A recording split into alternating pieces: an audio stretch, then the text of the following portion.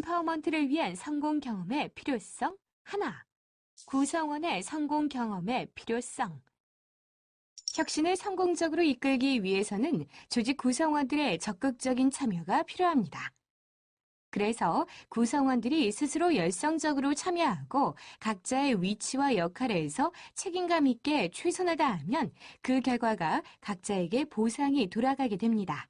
보상은 외부적인 보상이 있을 수도 있지만 개인에게 성공 경험으로 돌아가게 되어 각자 자신의 삶에서 더욱 성장할 수 있는 기초 체력으로 스스로에게 보상이 주어지기도 합니다. 영화 불의 전차는 1924년 파리 올림픽에 출전해 세계적으로 유명해진 영국의 육상 국가대표 선수 에릭 리드를 다룬 실존 영화입니다. 이 영화는 세 인물을 통해서 승리를 하기 위한 세 가지 동기를 보여줍니다. 에릭 리델은 신을 위해, 앤드류 린제이 경은 아름다움을 위해, 해럴드 아브라함은 자아와 자기 만족을 위해 추구합니다. 신을 위해 달리는 에릭은 안식일인 일요일에 열리는 경기에 출전을 포기합니다. 하지만 다른 날 열리는 400m 경기에 출전해 영국의 육상 영웅으로 부상하게 됩니다. 신을 위해, 아름다움을 위해, 자기 만족을 위해 끝없이 달렸던 세 사람을 비교해 봤을 때 어느 누가 더 낫거나 행복하다고 단정 지을 수는 없습니다. 사람들은 때로 성공, 성취, 승리, 정복 자체가 좋아서 추구합니다. 심지어 그것이 긍정적 정서나 의미, 긍정적 관계라고 할 만한 어떤 것도 제공하지 못할 때도 마찬가지입니다. 그렇다고 해서 업적을 쌓으려고 노력하거나 자기 분야에서 성공하기 위해 노력하는 사람들을 색안경을 끼고 바라볼 필요는 없습니다. 공부를 하든 음악을 하든 운동을 하든 무엇을 하든 간에 더 높은 성취를 이룬다면 행복합니다. 성취하는 인생도 원하는 것에 몰두하고 쾌락을 추구하고 승리할 때 긍정적 정서를 느낀다면 이것은 행복한 삶의 모습입니다. 이들에게는 결과 자체가 중요한 게 아니라 과정 자체가 즐겁고 행복한 것입니다. 하지만 반대로 과정을 즐기지 못하거나 부도덕한 방법을 써서라도 결과를 내는 데만 집착한다면 아무리 높은 성취를 이루고 성공한다고 해도 이것을 행복한 삶의 모습이라고 할 수는 없습니다. 더 높은 성취를 이루려면 무엇이 필요할까요? 많은 사람들은 공부를 잘하기 위해서는 남들보다 IQ가 높고 머리가 좋아야 하고 회사에서 좋은 성과를 내기 위해서는 능력이 탁월해야 한다고 생각합니다. 하지만 과학이 밝혀낸 사실을 보면 능력이 성공에 미치는 영향은 극히 일부라고 합니다. 분야를 막론하고 노력을 적게 하고 성공한 사람은 드물다는 의미이죠. 우리가 쉽게 천재라고 부르거나 재능을 타고났다고 여기는 사람들도 결국에는 남보다 더 많은 노력을 했기 때문에 성공하게 된 것입니다. 보통 20대에 어떤 일을 성공하기 위해서는 1만 시간의 연습이 필요하다고 합니다. 이 말은 곧 실력은 노력과 같다는 것이죠.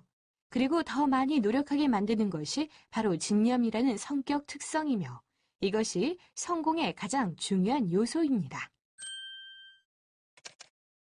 인파워먼트를 위한 성공 경험의 필요성 둘. 구성원의 자아 존중감 발달과 성공 경험. 한 사람의 삶에서 무엇보다 중요한 성공 경험. 이 성공 경험이 모여서 한 사람의 삶을 가치 있고 성공적인 삶으로 만들어줍니다. 자신이 스스로를 가치 있는 사람이라고 깨닫게 해주고 자신을 존중하게 되며 이로 인해 자존감이 높아져서 궁극적으로 행복한 삶을 살 수 있게 되는 것입니다.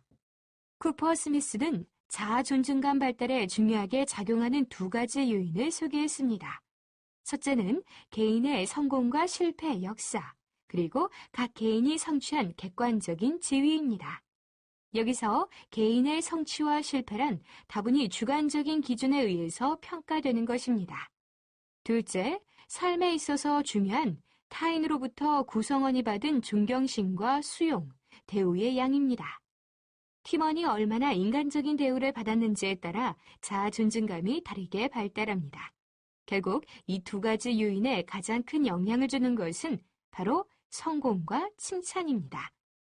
성공 경험은 팀원이 성취한 객관적인 지위를 높이고 칭찬 경험은 중요한 타인이 자신을 인정하고 있다는 것을 확신시켜주기 때문이죠. 인파워먼트를 위한 성공 경험의 필요성. 셋. 혁신 성공 경험과 팔로워의 성공 경험. 팀원의 자존감을 높이기 위해서는 성공의 기회를 많이 제공하고 칭찬하는 습관을 길러야 합니다.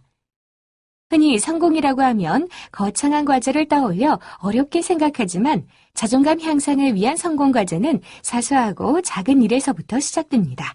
예를 들면 사소한 보고서 작성하기, 혼자서 고객사 만나기, 프레젠테이션 발표하기, 회의록 작성하기 등 아주 사소한 것들을 권한 위임에서 성공적으로 수행하는 것에서부터 시작되는 것이죠.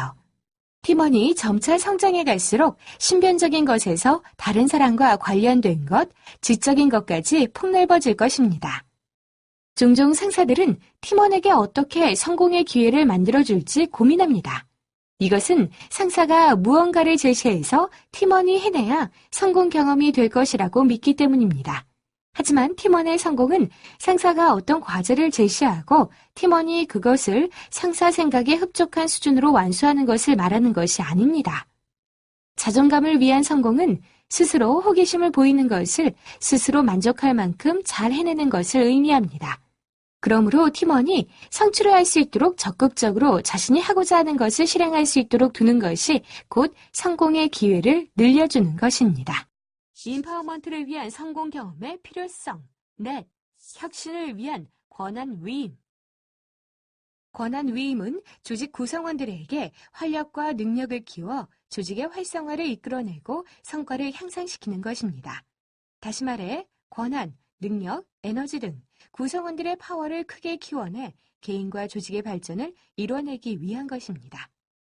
혁신의 대표적인 사례로 대구은행 일화가 있습니다. 1993년 워크아웃으로 어려움을 겪고 있던 대구은행에서 직원들에게 가죽, 혁, 신발, 신이라는 의미를 부여하며 구두를 나눠주었습니다.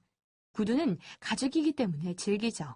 이것은 혁신은 한 번 하고 마는 것이 아닌 구두처럼 끊임없이 즐기게 시도해야 성공할 수 있다는 것을 의미하고, 신발은 발을 움직이는 것으로 혁신은 머리로 하는 것이 아니라 부지런히 행동으로 실천해야 성과를 낼 수 있음을 강조했습니다. 그 결과 자연스레 직원과 회사 간의 신뢰가 형성되고 그 믿음과 신뢰를 토대로 워크아웃 조기 졸업이라는 기염을 토했습니다. 이 혁신으로 인해 대구은행은 1년 만에 흑자로 돌아섰고 3년 연속 우량 기업으로 선정됐습니다. 이처럼 혁신은 모든 직원이 구두를 한 켤레씩 받은 것처럼 모든 구성원에게 직접적인 보상으로 돌아오게 됩니다. 결과적으로 혁신을 위한 권한 위임, 즉 직장에서 구성원이 스스로 생각하고 자신의 일에 대해서 더 생산성 있는 형태로 계획하고 조직화하는 것은 생산성을 향상시키기 위한 토대가 되고 있습니다.